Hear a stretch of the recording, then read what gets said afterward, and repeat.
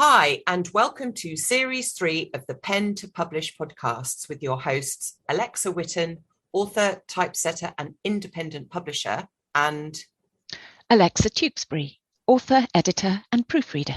Hi, and welcome to the Pen to Publish podcast, Series 3, Episode 8. Alexa, we're at Episode 8. We've finished.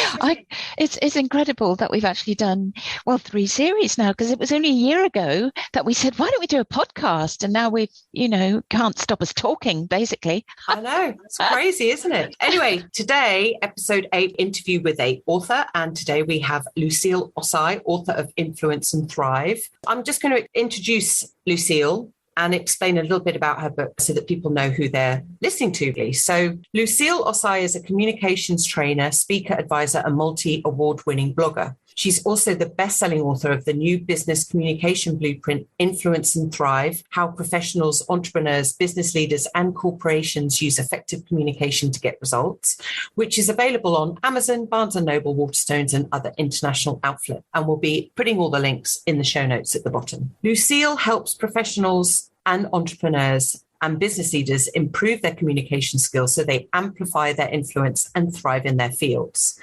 She holds a master's degree from the London School of Economics and Political Science and a bachelor's degree from the University of Leicester in the UK.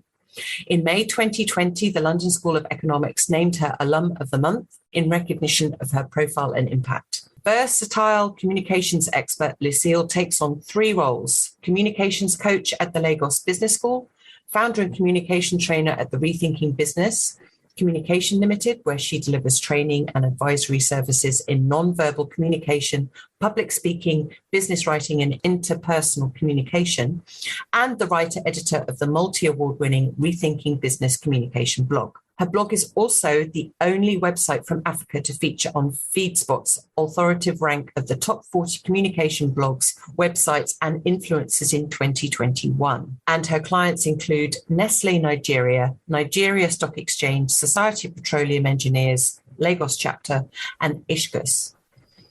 Visit her official website, which I'll be putting in the show notes, to explain all where you can find with her and connect. And I'm going to explain a little bit about her book that both Alexa and I worked on. This is the blurb from the back of the book so people can understand what this book is about. Effective communication will never go out of style.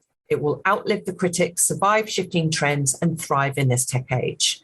As a professional, entrepreneur, or business leader, you must amplify your communication skills to accelerate your career, grow your business, or sharpen your credibility. As a corporation, you must use purposeful communication to nurture trust, coax employee engagement, boost your reputation, and steer actions to profitability. But how can you get the results you deserve with effective communication and position yourself for long-term success? In this book, you'll find the latest insights on non-verbal communication, public speaking, and business writing to build your knowledge of the best practices. Learn practical techniques for honing these communication skills and to influence people and thrive in your arena. Lucille draws upon recommendations from thought leaders and practitioners in the field, from researchers and authors to communication experts. Written in the author's signature, simple yet authoritative style, the book is enhanced by her experience as a communications trainer, advisor, and blogger. From her anecdotes and interviews with successful professionals, entrepreneurs, and business leaders, you'll discover what to do, what you must avoid in your communication, and how to proceed. This evergreen resource will become your invaluable companion as you strive for excellence in your industry. Well, I mean, back blurb just goes to show kind of how in-depth Lucille's book is. And You can see why Alexa and I, it was a project of love for sure. It was a complex subject. But I know through both of our expertise, plus obviously Lucille's eagerness into making sure that she was part of the process, not only of the authoring of it, but in how the book looked as well. We needed to make sure that the book was designed in such a way that it could clarify what she was talking about, but also make it simple and easy for the reader to follow. And it covers such a breadth of stuff to do with communication. It's not taking it just one angle. It's in speech and in writing. And it's a really, really full and comprehensive guide. So let's introduce Lucille. Hi, Lucille, and welcome to the Pen to Publish podcast. Hi, it's great to see you. I know, it's nice to meet you. It's nice to meet you. And hello, Alexa. Hello, it's lovely to see you. Yeah, finally. Really appreciate all your hard work. And thank you very much. It was a great book to work on. Yeah, Lucille, I've just had the wonderful introduction all about you and about your book. So we'll just go straight into the questions. We've got a lot to get through. I know you're short on time. Yeah, let's just dive in. So why did you want to write a book? What were your aims for your business in having a publication out? Okay, so in my work, I've met different professionals over the years, executives and so on and so forth. And they kept on coming with the same problems, the same communication problems. How do I speak effectively? Or I'm shy. How do I project confidence? How do I write persuasively and all that? And I just thought that it was time to pull all my knowledge together, because at the time I had been blogging for about 6-7 years. So I had a lot of information. I had research findings and so on and so forth. So I just decided that it was about time. I pulled all the information, all the knowledge together and write a book that I would find valuable if I were in the camp of those wanting to improve their communication skills. So my aim was to provide as much value as possible and to pull back the curtain, to demystify how difficult it is to improve your communication skills and get to that level where you're able to influence people with your communication skills. Yeah. So it was just the right time. Definitely. And I just prepared for it, and I had content and I had all these ideas of what I should do. So I just put everything together. And I mean, obviously, it elevates your expertise completely, doesn't it? I'm assuming when you go and give talks now or you're at events, you being able to say you're a published author and you bring out your lovely book, I would imagine that opportunity allows you to open up conversations as well that perhaps if you hadn't written a book, you wouldn't be able to do. Yeah, for sure. It does heighten your credibility. And it takes less time to convince people that you know what you're talking about. Yes. And then prior to that, I had my business, I had my blog, which was a very big deal because that won multiple awards. But there is something about being a published author that just opens doors, opens the conversations and all that. And it might take time to get, to increase the business and all that, but the exposure is good and the conversations that I'm getting with people are good. And I'm appearing on doing some collaborations or appearing on radio stations and so on and so forth. So it's definitely something that is beneficial to my business and to me as a professional and in my work. Yeah, and it must give you a wider reach. Yes, absolutely. And when you knew you were writing a book, did you have an idea of what you wanted it to look like in your head? Or was it clear to you what you wanted people to see when they opened your book? Well, I wanted it to be very simple and to be very clear. I didn't want anything cluttered. I didn't want anything cluttered because the book had a lot of information. So I just wanted it to be presented in a way that it was easy for people to read and digest and retain. So clarity was very key for me, clarity and simplicity, and also just knowing the different bits of information to highlight a key points to get the effect that I wanted. I think that was really important. So I had looked at a couple of business books. So I had a vague idea of how I wanted it to look, but I didn't really know about how I wanted it to look inside until Alexa and I started working. It much leads on to the next question that I was going to ask about what was really important to you in terms of layout. But I think you knew that your book was going to be a complex subject, a long book, it's got lots of information in there. And I knew for you, the number one thing when we first started talking was the fact that you wanted it to be really clear for people and clean and uncluttered and have simplicity to it that made then the book easy to read. Yes, absolutely. I think that's really important, the simplicity, because if you're presented with, as you say, lots of information and you turn the pages and they're very, very dense. I mean, I'm reading for a living, basically, but I find that off-putting on a non-fiction book. I find it can be too much to wade through without the variety on the page. Right. Absolutely. you're confronted with walls of text, and that just doesn't work with walls and walls of text. Yeah. And so what was really important to you in terms of the layout? You've said the clarity. Did you want lots of white space on your pages? Oh, yes. Yes. That was the common request from Lucille was more space. More space. Above and below, please. Could you just, I know, more space. Can we have more space, please? I'm like, okay. And actually, it worked really well. I mean, it's something I learned as well. It's definitely like when I work with people on projects, I'm always learning, and I understood what you meant. And then it just becomes clearer. And I think especially we had quite a few bullets within bullets within bullets. And it was really important to make sure that those were very, very clear. Right. With which bullets were a bit of which bullet. I just remember the general feedback from Lucille was always, can we have more space, please? Absolutely. But space is very, very important because they allow your eyes to rest. Yes. Less strain on the eyes. And exactly. So really exactly. Yeah. Now, and I know that in the children's books that Alexa designs, there are typeface options. So the typeface can be chosen to reflect the content to a degree. So I think if you've got a humorous book, you can have kind of a quirky typeface to go with that. But with books for adults, generally the typeface is the same or kind of a variation on a theme. So with the look of each page, so the boxes and the pull quotes, how easy or difficult did you find it to settle on a specific design? Did you have a lot of toing and froing? Were you happy with the different typefaces and the way they all kind of fit together?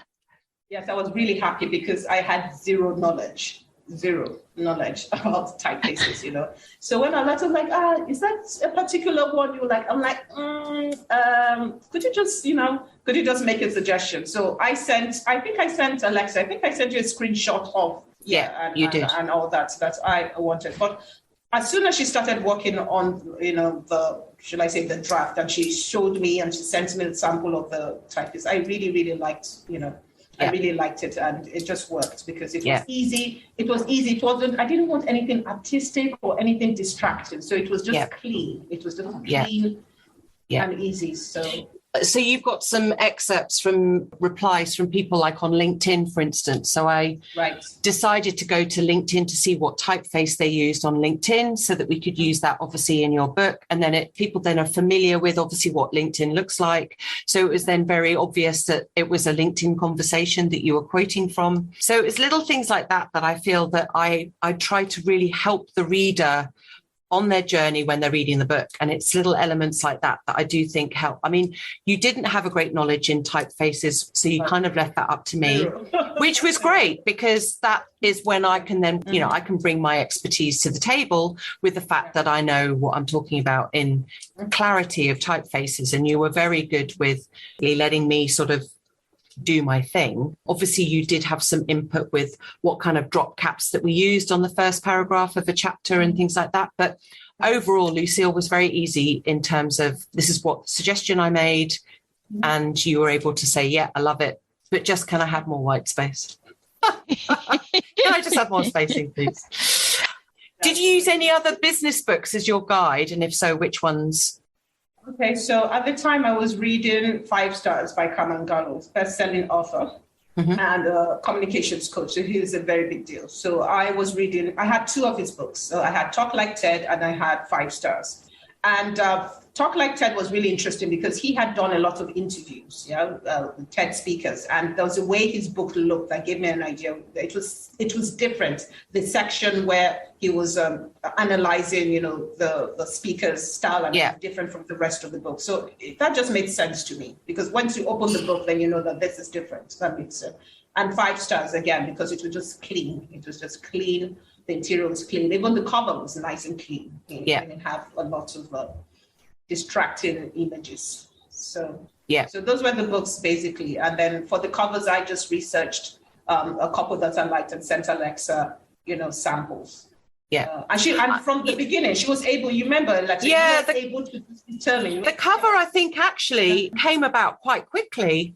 I think it was the arrow that took the longest, was getting that arrow right. And then we ended up using that dotted going from influencing into thrive. So going from that was nice. a broken arrow into a solid arrow, because that's obviously what you were trying to explain. And in the end, I mean, I think your book really stands out in terms of how it looks. There aren't any other books out there that look like yours. And it is a really sort of eye-grabbing, catching cover. And I like the color scheme that we use, the blue, the red, the white, the black.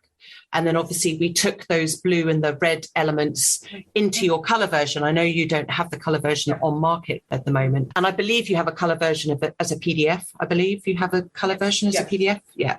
So, and then that obviously just helps with, again, with readability. When you've got sections that are colored out, it just makes it easier to read. So do you think it's important for a business book to have a particular look, fits into that category? I know that you've said that it looks slightly different, Alexa, that it stands out, but do you think it's important that it fits within that business book genre? I think it's important that it, in the word, conforms to a general format, for non-fiction, fiction book. But I think that you could just personalize it by the way you do things in the interior and obviously in the cover.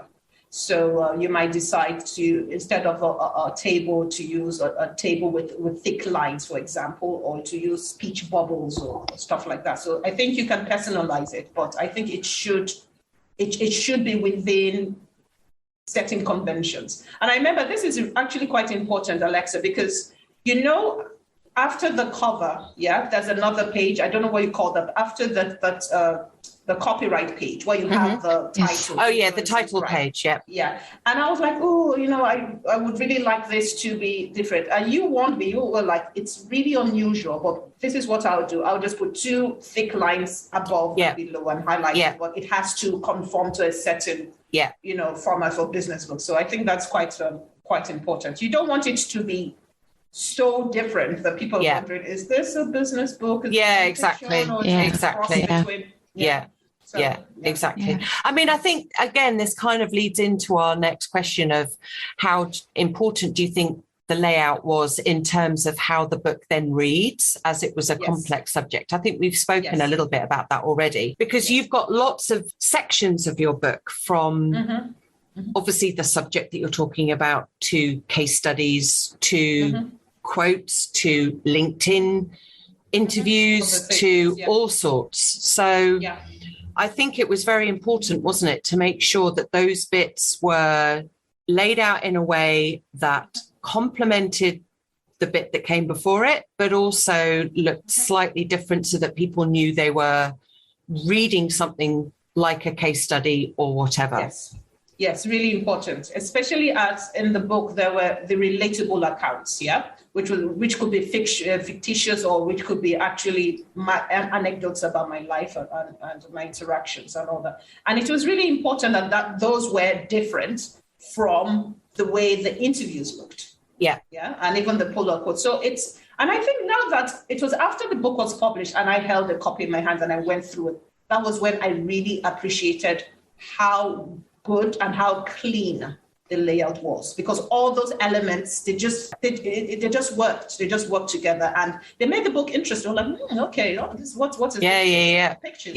And that was really important. And it takes someone with a good eye. Otherwise you would have just been using the same boxes or takes or for everything, and it would have just diminished each section. So I think it was really important.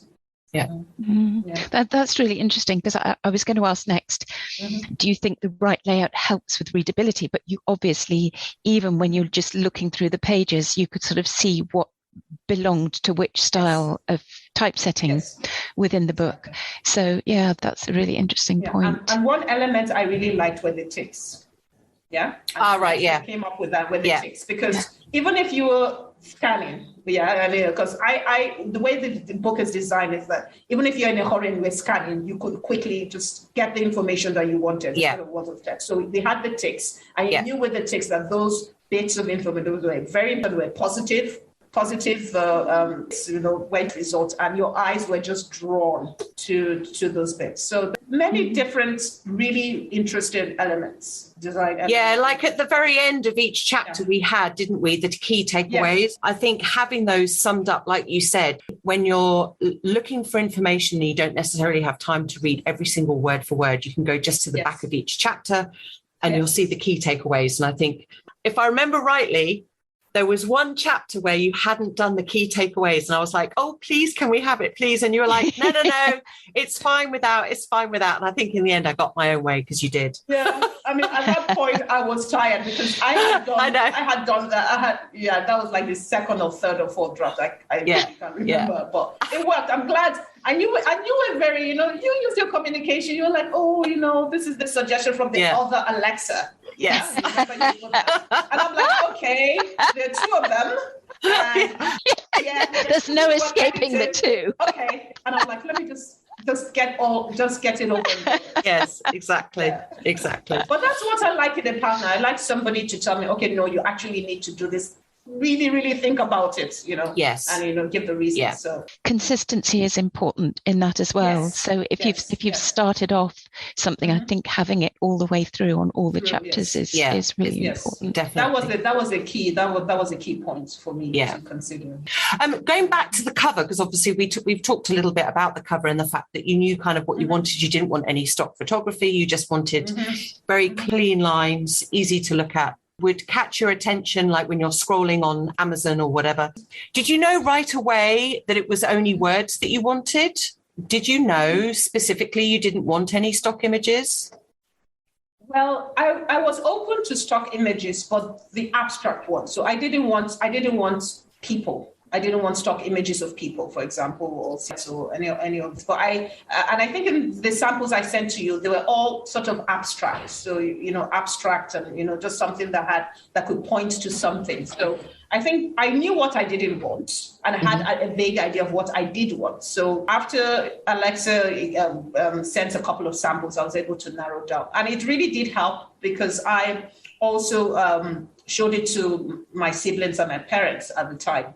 And, because you had two separate designs, I remember. I was leaning towards one. And then as time went on, after we did the arrow, I was like, And everyone was like, this is it. This is nice. It's professional. It's what you do. And then, of course, I showed it to my husband. And he was like, because he has what I call artistic bones in his body. I really don't. So he was like, this is really sharp and everything. I had a couple of days to just think about it. I was like, that was it. Yeah. And it just worked. And once we're able to get the arrow with the broken bit, that was key. That was no, I like that little element of the broken arrow going on to the thrive aspect of the title. So for sure. So, no, definitely. Yeah. And from all your readers, because you mentioned that it's a best-selling book now, have you had any feedback on the way it looks? Have you had people, comment on the professionalism of the finish? Yes. They're very pleased. They're very impressed. Yeah, they're impressed with the book. I think the quality, because I ended up doing both Ingram and Amazon.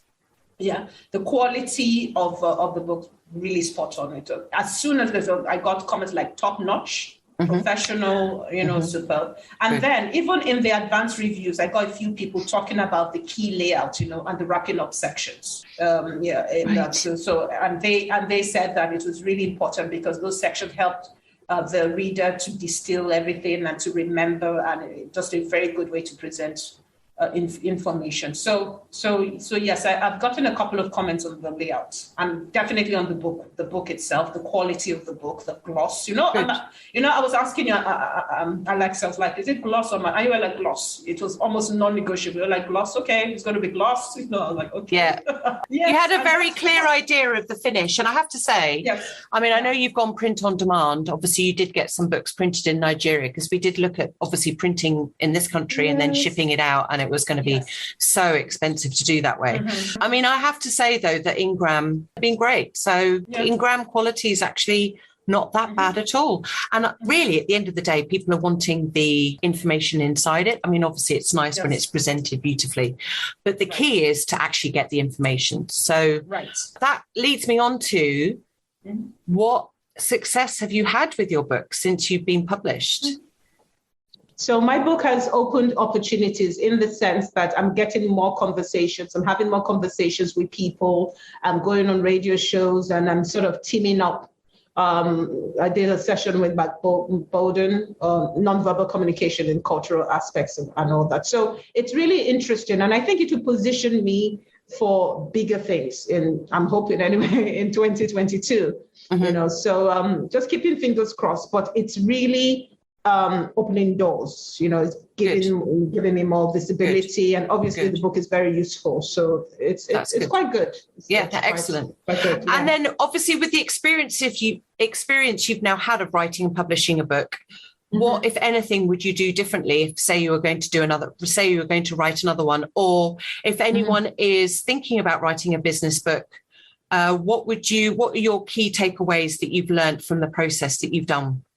Okay. I think it's important to just start where you are, and you can just get some more research and all that, because the trap of researching is that it never ends. Yeah. Yes. So new things will keep on coming up and all that. So start with the content, with your body of work. And then as you're writing along, try not to edit. Yeah, and that was a bit difficult for me because I'm a bit of a perfectionist, but it's just really perfectionist. Okay, a bit of a perfectionist. Lucille is a perfectionist. but I think it's important to just try and try and get as much possible without worrying about how it looks grammatically. And I think I don't know who it is that said that. It said it's like the vomit, quite unpleasant. Yes. But just get it out first. Yes. Just get it out. Definitely. On paper or on your laptop or whatever, and then you can just sift through, and then you can do that. Because once you break your flow, and sometimes you can get inspiration at very odd times. It could be at night, it could be first thing in the morning. Because I had an exercise book with a pen nestled in by my bedside. So day or night, if I lying down, just quickly get and just write something quickly and get that. So it's really important to just start where you are and not to worry so much about the grammatical aspects to edit it. Just write where you are. But I think before you start, at least have a rough outline. Have a rough outline of how you want your book to be. You can tweak it as you get along. And I think your development, I think you call development edits, that you did was really useful. I mean, I had a structure, but after you made the suggestions and everything, it really helped to increase the flow of the book so that everything flowed nicely and seamlessly, as opposed to just being separate ideas. Yes, definitely. Yeah, I like very much sort of referring back to as we spoke in chapter 3, as we spoke in chapter 4, or we're going to be talking in chapter 7 to link everything together. I think that's really, really important. It's really important. Yes. Yeah. So that would be my tip. And just be open. If you're working with professionals, if you're working with editors, with book designers, just really be open. You can have an idea of how you would like it to go, but be open, because they're experts in their field. Yeah. And sometimes I had to defer to Alexa, for example, when it came to the the typeface. Is that what you call it? The font. In between. And then we had conversations on how we wanted the interior to look, the pull-out sections and everything. So I think it's really important to trust the professionals that you're working with to ensure that your book comes out market ready. Exactly. So there's an element of trust, and communication is really key. Yeah, communication is really key. Absolutely. It's really key. No, definitely. Try and respond as quickly as possible and be very, very clear. Though I think we started using like Word documents, and then I would send like instructions in quotes, and then you would just, get it done and then just cross out line by line and all that. So, I mean, that helped. That really helped. Yeah, so no, definitely. Definitely. Yeah, and then final one is what I could do differently is, even after the book has been typeset, I would still go through a final edit from beginning to end. Very, very slight, but that would help, I think. Yeah. So, Lucille, thank you very much. It's been wonderful talking to you. It's been an eye-opener for me as well, for sure, to know how my client feels about how we work together. I mean, obviously, you gave me a great testimonial, but it's nice to actually go back and talk about that. So, thank you for having me. Thank you. Thank you, Alexa 1 and Alexa 2. It's nice to actually see the person that we're dealing with. Obviously, I know, Lucille, you and I had Zoom conversations, but Alexa Tewksbury hasn't really seen you. So, No, I haven't. Yes, so it's nice to meet. Okay. Thank you for having me. It was really you're pleasure. very welcome. Thank you. Thank you. Thank you. So that's it for us for this episode and this series. Our next series is going to be talking all about the extra bits that we kind of felt like we'd covered everything, but actually when on reflection, we realized we haven't covered everything. So we're going to be having an extra bit, almost a bit like your extra DVD bits that you get when you buy a film. So that will be our next series 4. So that's a goodbye from us. That's a goodbye from me. Yes, and goodbye from me. And thank you so much, Lucille. Yes. Thank you. Goodbye from me as well. Thank you.